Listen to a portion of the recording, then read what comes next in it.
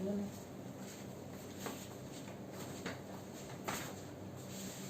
नमस्ते बच्चों। Last lecture में हमने पत्र लेखन का पूरा फॉर्मेट आपको बताया। पत्र लेखन के 2 टाइप्स होते हैं वो बताया, और 2 में से एक जो है औपचारिक पत्र, वो हमने लास्ट लेक्चर में पढ़ा। अभी हम इस लेक्चर में अनौपचारिक पत्र के बारे में चर्चा करेंगे। ओके, अब अनौपचारिक पत्र किसे कहा जाता है, किसको लिखा जाता है? जैसे आप बच्चे इंग्लिश में उसको कहते हैं इनफॉर्मल लेटर। ये बहुत ही सीधा सा सरल सा पत्र होता है। अपने मित्र को और अपने रिलेटिव्स, रिश्तेदार को जो पत्र लिखा जाता है वो होता है अनौपचारिक। अब इस अनौपचारिक पत्र में जैसे मैंने आपको फॉर्मल लेटर का, औपचारिक लेटर का पूरा सैंपल नमूना फॉर्मेट दिया था, सेम ये अनौपचारिक पत्र का फॉर्मेट है। अब अनौपचारिक पत्र लिखा किसे जाता है? मित्र, रिश्तेदार। अब मित्र में तो सिर्फ एक ही मित्र हो, रिश्तेदार में बहुत सारे रिश्तेदार होते हैं। अब इसके प्रकार कितने देखो, बधाई पत्र, धन्यवाद पत्र, शुभकामना का पत्र और निमंत्रण पत्र। अब बधाई पत्र, जैसे तुम्हारा जन्मदिन है, इस जन्मदिन के अवसर पर तुम्हारे मित्र ने, तुम्हारे माता पिता ने तुम्हें बधाई दी है, या तो तुम किसी प्रतियोगिता में अव्वल आए हो तभी भी तुम्हें बधाई दी जाती है, उसको कहते हैं बधाई पत्र। उसके बाद है धन्यवाद पत्र। जैसे तुम्हारा जन्मदिन है और तुम्हारे दादाजी ने तुम्हें कोई उपहार भेजा है, तो उस उपहार के लिए तुम्हें आपके दादाजी को धन्यवाद देना है कि आपने मुझे जो उपहार दिया उसके लिए मैं आपको धन्यवाद देता हूँ। उसके बाद है शुभकामनाएं। जैसे तुम किसी अच्छे काम के लिए जा रहे हो या तुम्हारी परीक्षा चल रही है, तो जैसे तुम्हारी 10वीं की परीक्षा शुरू हो गई है, तो तुमको उस परीक्षा के लिए शुभकामनाएं दी जाती है, वो पत्र होता है शुभकामना का। और उसके बाद है निमंत्रण पत्र और आमंत्रण, दोनों सेम ही है, इसको कहते हैं इनविटेशन पत्र। जैसे मैंने तुमको बधाई पत्र के लिए कहा कि तुम्हारा जन्मदिन है, तो उस शुभ अवसर पर तुम तुम्हारे मित्र को निमंत्रण कर सकते हो कि मेरे जन्मदिन के अवसर पर तुम्हें अवश्य आना है। या तो घर में कोई पूजा रखी है, तो उस पूजा में भी आप निमंत्रण दे सकते हो अपने मित्र को या अपने रिलेटिव्स को। अब फॉर्मेट देखो, सबसे पहले पत्र लिखने वालों का पता, मतलब हमारा पता आएगा। अब इसमें पॉइंट थोड़े कम हो गए। जैसे मैंने लास्ट लेक्चर में भी आपको कहा था कि फॉर्मल में पॉइंट्स ज्यादा होते हैं, इनफॉर्मल में पॉइंट्स कम होते हैं। अब यहाँ पत्र लिखने वाले का पता कंप्लीट होने के बाद लीव लाइन करना है और उसके बाद आपको दिनांक लिखना है। मैंने आपको उस फॉर्मल लेटर में बताया था दिनांक कैसे लिखना होता है। जो डेट है वो लिखना है, उसके बाद महीने का, मंथ का नाम लिखना है, फिर कॉमा देना है, फिर ईयर लिखना है। एग्जाम्पल, आज की डेट जो है 29 मई 2020, आपकी एग्जाम आती है 2021 में और वो मार्च महीने में आती है। जो डेट होगी वो मार्च 2021, ऐसे आपको डेट लिखनी है।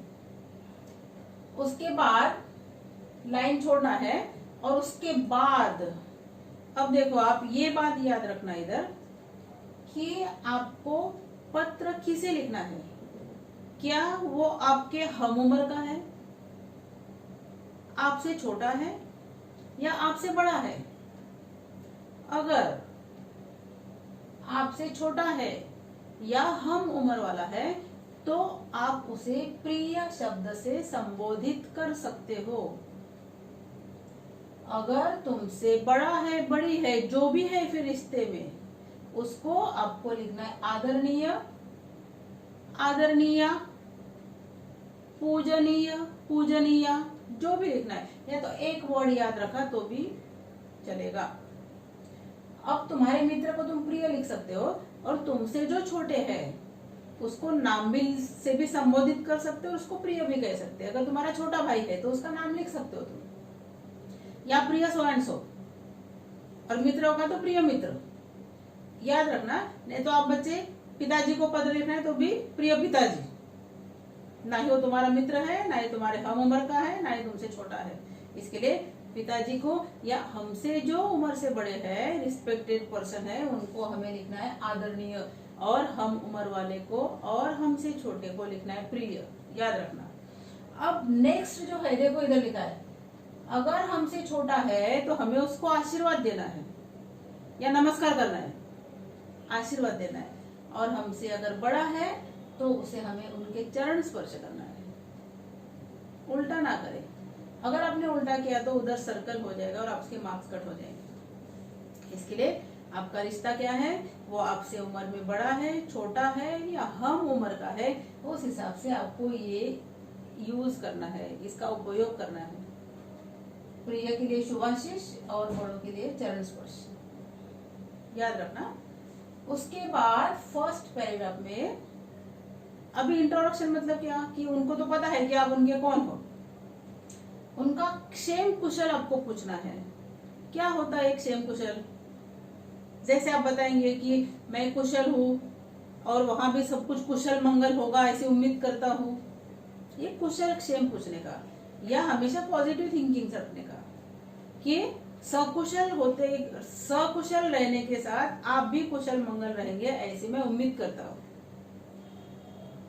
अब उसके बाद सेकंड पैराग्राफ जो है, अब आपका पत्र का विषय क्या है उस पर तुम्हारा सेकंड पैराग्राफ डिपेंड करेगा। उस विषय को, उस सब्जेक्ट को तुम्हें एक्सपांड करना है। उसके बाद है थर्ड पैराग्राफ, ये शॉर्ट में लिखोगे तो भी चलेगा। कंक्लूजन, जैसे दादा दादाजी को और माता पिताजी को चरण स्पर्श, और कोई भी छोटा भाई बहन उसका नाम लिख दो। जैसे मैंने लिखा रिया, रिया को प्यार, लास्ट पैराग्राफ इतना इनफ है। अगर छोटों को लिखना है तो उनको आशीर्वाद देना है, और बड़ों को चरण स्पर्श करना है। तो आप एंड में क्या लिखोगे कि दादा दादी जी तथा माता पिता को मेरा चरण स्पर्श करना, और जो छोटा भाई है या छोटी बहन रिया है, छोटा भाई राजेश है, उसको मेरा ढेर सारा प्यार। ये हो गया आपका अनौपचारिक पत्र। अंत में अभी इधर आपको धन्यवाद नहीं देना है, सिर्फ अभी इधर देखो मैंने क्या लिखा है, आपका और तुम्हारा। अब आपका आप किसके लिए लिखोगे? जो आपसे बड़े हैं। अगर आपके पिताजी को लिखना है, माता जी को लिखना है, दादा दादी, मामा मामी, चाचा चाची, तो तुमसे बड़े हैं, उनको क्या लिखोगे? आपका बेटा, आपका भतीजा, आपका भांजा, जो भी आपका रिश्ता है वो लिखो, उधर कॉमा दो, नीचे तुम्हारा नाम लिखो। देखो मैंने क्या लिखा है, आपका, तुम्हारा, अपना नाम। अगर तुम्हारे हम उम्र वाला है या तुमसे छोटा है तो तुम उसे तुम्हारा कह सकते हो, तुम्हारा प्रिय मित्र या तुम्हारा भाई। अब इसके बाद आपको लिखना है अपना नाम और कर देना है फुल स्टॉप। आपको दोनों पत्र में डिफरेंस क्या है वो समझ में आया होगा। औपचारिक पत्र, अनौपचारिक पत्र। औपचारिक में क्या पॉइंट्स होते हैं, अनौपचारिक में क्या पॉइंट्स होते हैं, कहाँ क्या लिखना है, मैंने आपको दोनों वीडियो में बताया। अब जैसे मैंने आपको क्या बधाई पत्र, किसको देना है आपको बधाई? जन्मदिन के अवसर पर देना है, या कोई प्रतियोगिता में प्रथम आया है, दौड़ में प्रथम आया है, तो उसको आपको बधाई देना है। धन्यवाद किसको देना है? आपका किसी ने कोई अच्छा सा काम किया है, आपको कोई वस्तु चाहिए थी वो आपको मिल गई है, या आपको किसी ने दिया हुआ उपहार मिला है तो आप उसको धन्यवाद दे सकते हैं।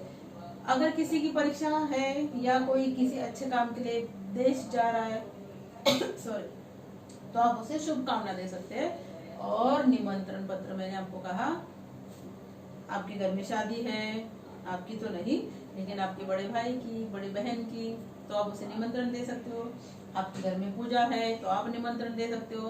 आपका बर्थडे है तो आप आपके मित्र को निमंत्रण दे सकते हो। ऐसे है ये किसके, अनौपचारिक के भेद, और जो लिखा ऐसे जाता है। अब मैंने आपको दो पत्र, दोनों फॉर्मेट सिखाए, आपको दोनों प्रकार जो है उस पर एक एक पत्र लिख कर रखना है, एक इनफॉर्मल एक फॉर्मल। Okay, bye bye.